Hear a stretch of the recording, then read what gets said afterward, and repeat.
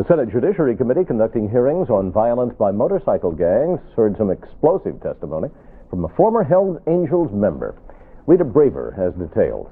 Now, our first witness this morning is Butch. Butch was hidden behind a screen. He's now under government protection, a witness in cases against motorcycle gang members. He was a Hells Angel for 14 years, and he told Senator Thurmond the Angels are out to get a famous rock band and its lead singer. There's always been more or less an open contract on this band and this person.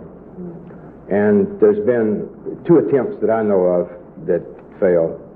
2 attempts at what? To kill him. It's Mick Jagger and the Rolling Stones. The Hells Angels worked as security guards during a 1969 Rolling Stones concert in Altamont, California. A man was killed during a scuffle with gang members, and Butch testified that the Angels are furious because the Stones did not back them during the resulting prosecution of a gang member. He said the gang had sworn to kill Jagger someday. A spokesman for Jagger said, "This comes as a complete surprise." Rita Braver, CBS News, Capitol Hill. If cocaine was the drug of the 80s, methamphetamine looms as the drug of the 90s. That, according to federal drug officials and the National Institute of Drug Abuse. Methamphetamine, meth, crystal, speed, ice are some of its street names. It is more potent than cocaine and cheaper to buy. And while cocaine comes mainly from Latin America, methamphetamine is made here in the USA, manufactured with over-the-counter chemicals and processed here in clandestine laboratories. And unlike the Latin American cocaine cartel, the methamphetamine distribution network is made in the USA, too. Who are its principal distributors? The Hells Angels, the oldest and largest motorcycle club in the United States.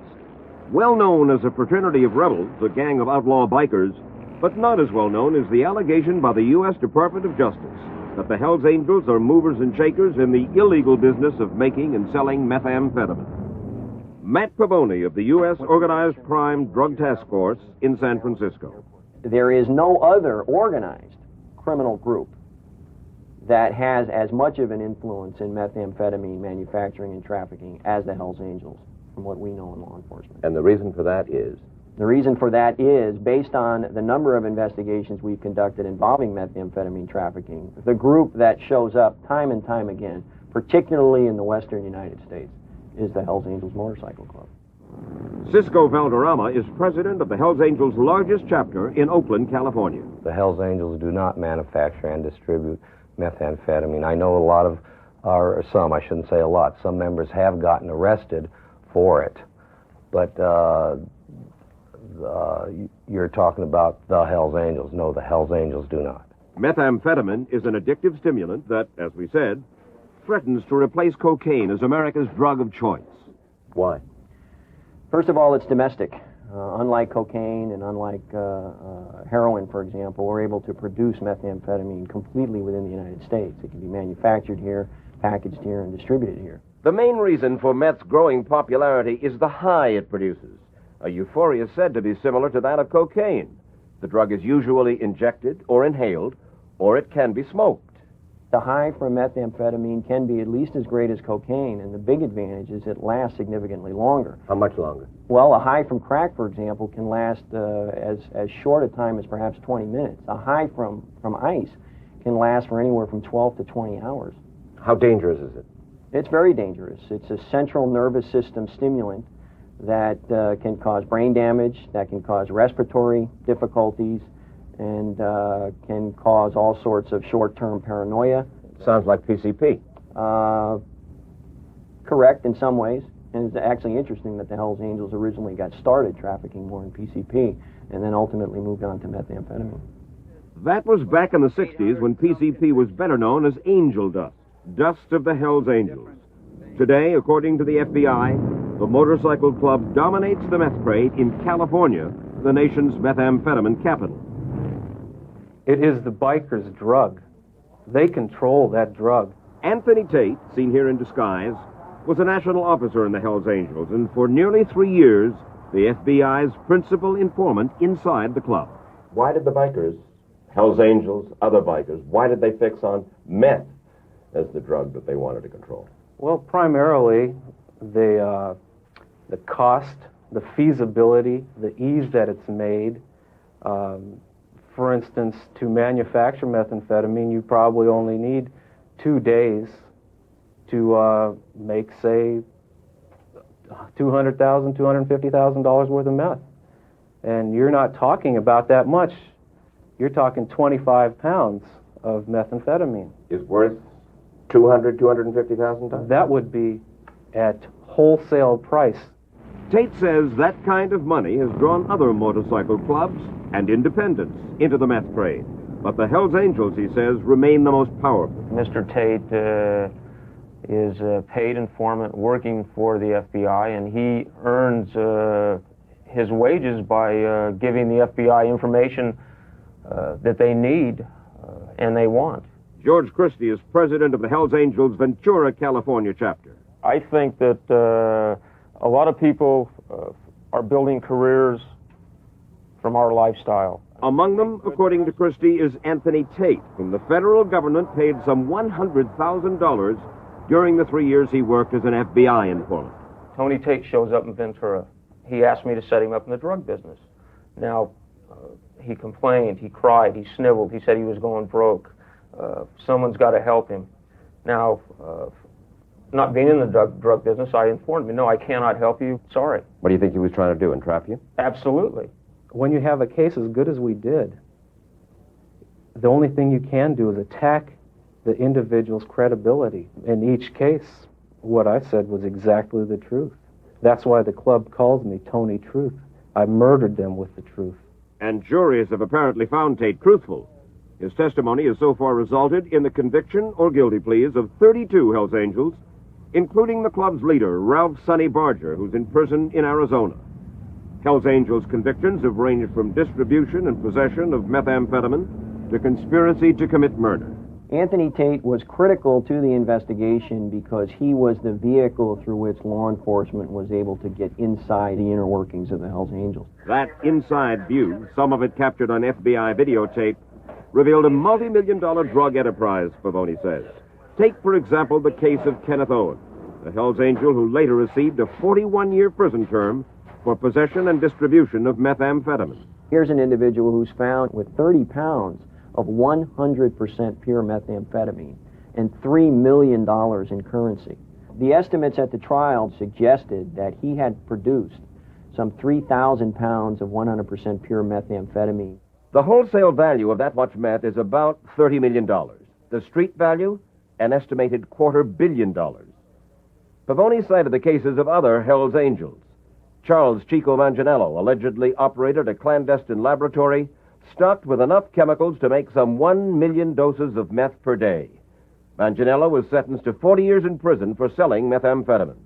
William Rourke, a Hells Angel from Northern California, who, with 2 other Hells Angels, set up a lab with the help of this how-to cookbook. Police found 41 pounds of meth in the trunk of their 1986 Cadillac and enough chemicals in Rourke's laboratory to make 5 million doses of meth. Rourke was found guilty of conspiracy to manufacture meth. In the Rourke case, we were able to establish that the Hells Angels had set up a methamphetamine laboratory in a fairly rural area in the state of Missouri. And then to move it back here to distribute? To move it back here to distribute, we also know that most of their manufacturing operation was set up on the West Coast. They've also moved methamphetamine from the West Coast to the East Coast and even to Midwestern chapters such as Cleveland, Ohio. It sounds like the beginning of a national distribution outfit. They've test marketed it here in California, and now let's move. To some extent, you're right in that there's clearly communication between the chapters. What's in it for the federal government to persecute the Hells Angels? Why would they want to investigate you? I think they would like to investigate us because we're certainly a visible target. I mean, you don't have to look far to find out who is in the club and who is not in the club. If their position is we're an organized... There are Greek letters aside. There are all kinds of men's clubs. They're not investigating Kiwanis. Well, we don't know that. Fact of the matter is, Cisco, from your chapter alone, 7 Hells Angels have already been convicted of serious felonies. Right? I'm not sure how many has. Ken Owen, Chico Manganiello, Werner Sohm, James Colucci, One moment, sir. Michael Vincent O'Farrell, We still have the appeals going. but they've been convicted. So we have 7 out of a few hundred. Out of several hundred Hells Angels, there are an estimated 800 members nationwide. There were more arrests and convictions than just 7. There were 40 arrests for meth, conspiracy to murder, explosives, and weapons. 30 convictions. Okay, I'm sorry. I was thinking of Northern California. I didn't know. I wasn't thinking of all the United States. Then I read to Christie and Valderrama a copy of the Hells Angels California bylaws, seized from the home of convicted meth dealer Ken Owen. Number 6, no narcotics burns. When making deals, persons get what they are promised or the deal is called off. Fine, automatic kick out from the club. There are your own bylaws. And let's see what... Number 6. Those bylaws, I think, are something like 1960-something, first of all. And I see there's no date on it. It's conveniently taken off. And what I think that my interpretation of that, Mike, is when... That was seized from Ken Owen's property back in 1987. Okay. Well, our bylaws, It's hard to answer. Yeah, it is hard to answer. I'd like to see that, Mike, Sure. first of all. Came from Ken Owen's property, given to us by the feds. Man by the name of Matt Pavoni, Assistant U.S. Attorney, San Francisco, says the Hells Angels are up to their hips in the methamphetamine trade. As far as I'm concerned, Mike, this is just a piece of paper, and the Hells Angels is not involved in narcotics transactions as an organization. And, They must be involved in something, otherwise they wouldn't be putting it in the bylaws. That's what they're alleging. But having not been in Mr. Owen's house when it was seized, I'm not sure where they got it. What about the millions allegedly earned from meth? Where does it go? According to Pavoni, it's invested back into expanding the meth business, and, as with other drug cartels, it is laundered into legitimate enterprises. We show it going into purchases of real estate, limousine services, catering services, and things of that sort. Now you're finding meth everywhere in places you never found it before, from the schoolyard to Wall Street. Anthony Tate has been relocated and given a new identity through the U.S. Witness Protection Program because, says the FBI, there is a murder contract out on him. The Hells Angels deny any knowledge of it. The image of the Hells Angels is on the highway, roaring down the open road.